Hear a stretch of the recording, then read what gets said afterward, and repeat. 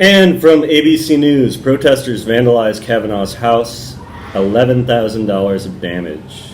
The family home of Judge Brett Kavanaugh was seen right out of a frat party gone wrong yesterday, as over 200 left-wing protesters, many wearing masks, shouted profane slogans, waved signs, and threw calendars, bricks, and bottles at the property. Kavanaugh himself was not in the residence, as he is currently in Washington for a symposium on anger management. His wife and children vacated the premises and are currently housed in an unknown location for their own safety.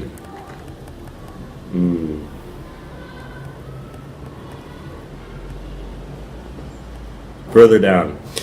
According to assessors, the front door and the side windows are hopelessly stained with what appears to be human excrement and will need to be completely replaced.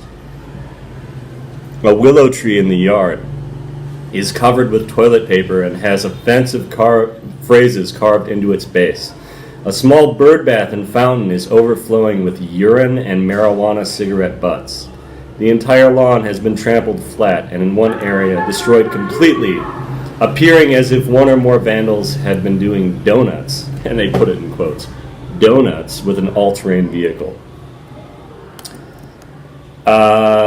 Kind of a hilariously written article, if I may say. It's a sad thing that's happening, but saying it's a scene right out of a frat party gone wrong yesterday.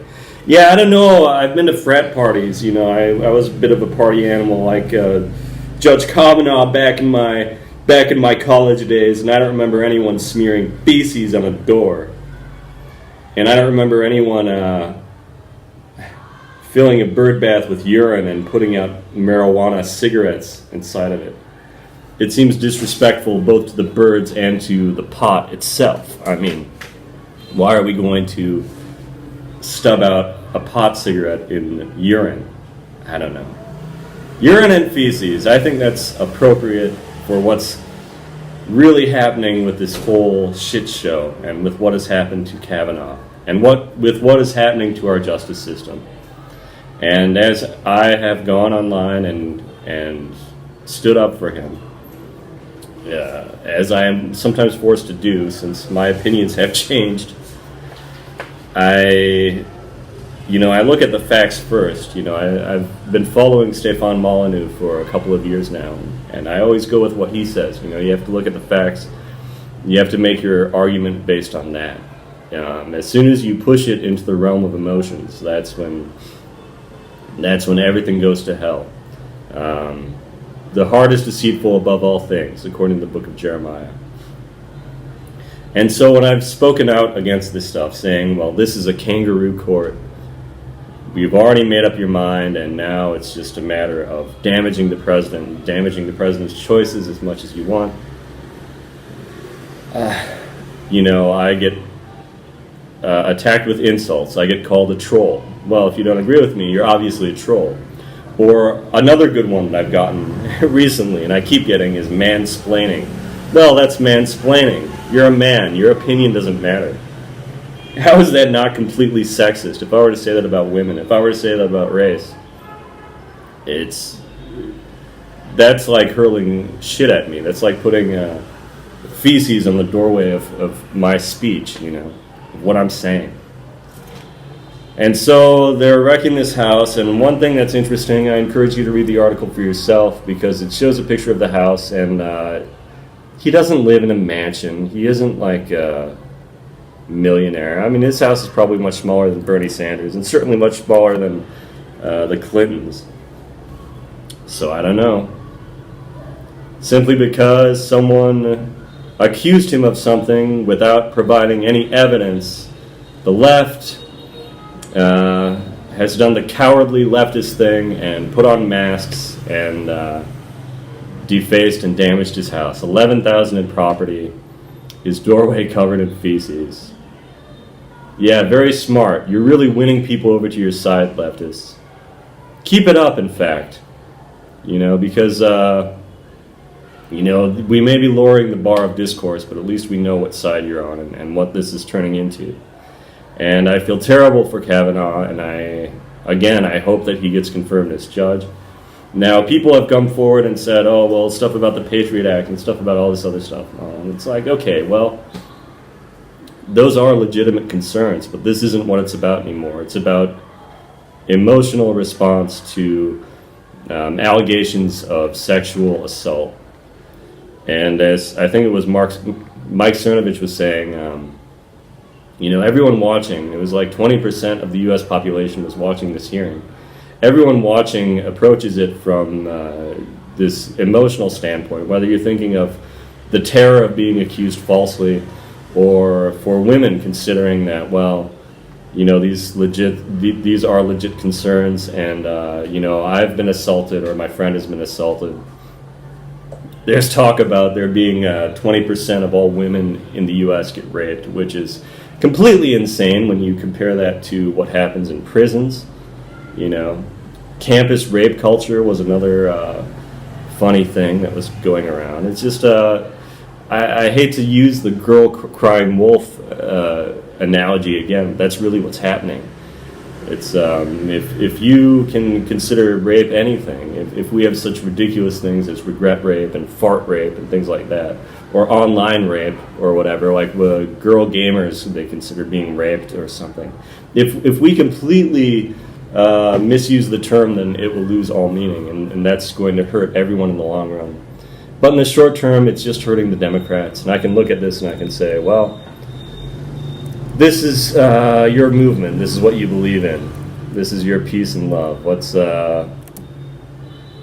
do vandalism. Let's wreck things. But, who knows? Maybe this is all just some 4D chess thing. Maybe it's all manufactured just too outrageous. And that's sort of how the news works. We go online every day and we look at these articles and stories and we just want to get angry. And we want to start defending our position. And few of us ever change our minds. I think it was either the Babylon Bee or the Onion was saying after 6 hours or however many hours of court testimony, everyone's minds remain the same concerning the Brett Kavanaugh, Dr. Ford debacle. And as someone who has changed his mind politically, severely, I would say, my mind continues to change the more evidence that I get. I sometimes forget the fact that most people just stay in one way of looking at the world and never challenge that. And there's a saying, like when you're in your 20s, early 20s, it's sort of like your mind sort of melds together and you've formed your basic prejudices and opinions, and for most people that doesn't go away. Your Vietnam vlogger here, Jinka Java, though, for me, like, I've experienced that change. I know what it's like to be confronted with evidence and to have the humility to say, you know what, you're right, or I'm wrong about this sort of thing. And as a result, I find myself on the right wing when it comes to most things, most topics, including this one. And so I do have a camp, but it's not a camp based on feelings, but it's one based on evidence. It's when I stop taking my heart, listening to my heart completely, and thinking these idealistic notions of social justice, of fairness, of equality, thinking that these things were empirical truths, but rather just ideas that people believe in. And when I started comparing evidence, like with this case, or with what happened in Charlottesville, or anything else, or even what it all goes back to, which is the election of Trump. It's amazing how my mind has been able to change, and I'm just sad that no matter what I say, what evidence I provide, I still can't move anyone. I still can't change anyone's mind. And so instead I get called a troll, or a mansplainer, or an MRA. I've gotten that before. Or I've been called alt-right. I don't know if I've been called a supremacist or Nazi, but I don't know. I've been called a lot of things. And I brag about that, because as soon as someone starts flinging names at you, it means that you've won. It means that they have nothing to say in return. And so I talk about the lack of evidence. I talk about what happened to Kavanaugh. I talked about the fact that Dr. Ford's best friend doesn't really remember her saying anything about this, that this is all staged and politically timed. And I get told I'm mansplaining. And when I point out, well, you're just calling me another name. You call me a troll and you're saying I'm mansplaining. It's like, Okay, whatever, mansplainer. It's like arguing with children. It's like, why are we even having this debate? Why are you even going online and sharing your opinion if you can't back it up with anything? So anyway, I feel sorry again for Brett Kavanaugh, and I am looking forward to when he gets sworn in so I can just bask, just drink the liberal tears and just enjoy it. Because, Patriot Act, Fourth Amendment, all this stuff. Okay, we can get into that, but we've blown right past that debate. And if anything, from what I can see, like, he's been a very centrist, kind of boring, ordinary judge in that way. But that's all changed now. And like I said in my last video, maybe the fact that he's been treated so poorly by the Democrats will mean that he has a stronger bias now, and that he'll remember this whenever important things come up to vote. And so, the left has succeeded in a way, but it's only through cheating.